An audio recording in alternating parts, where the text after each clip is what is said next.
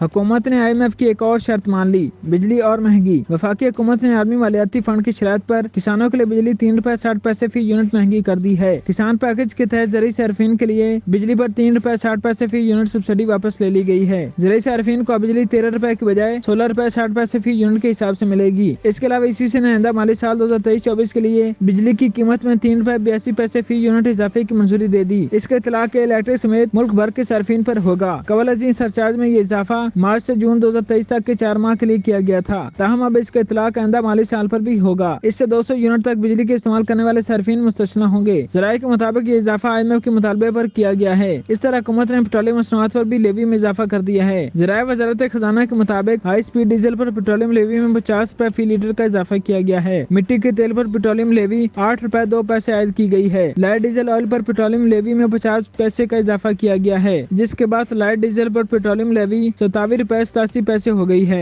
Petroleum मसनूआत पर 50 रुपए फी litre levy आयद हो गई। दूसरी तरफ IMF की नई शराइत के बाद गुज़िश्ता रोज भी इंटरबैंक और ओपन मार्केट में डॉलर की प्रवाह जारी रही, जिससे इंटरबैंक में डॉलर 265 जबकि ओपन मार्केट में 274 रुपए का हो गया।